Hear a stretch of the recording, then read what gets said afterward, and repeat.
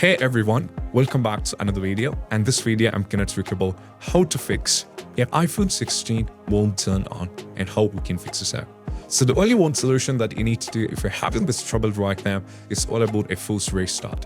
So if you don't know how to do a forced restart, all you have to do is you just need to press the volume up followed by volume down, and you have to press and hold the power button over here, which is going to do the forced restart. And you have to do this again and again. If your phone is not turning on, keep trying this a couple of times and don't do it slowly.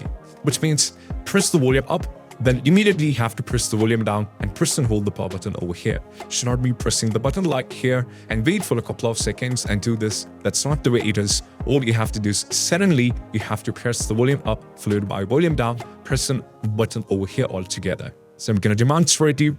Just press the volume up followed by volume down and press and hold the power button like this, and it's done till you see the Apple logo. If you see the Apple logo, you're fine with it. Your iPhone will be turning on.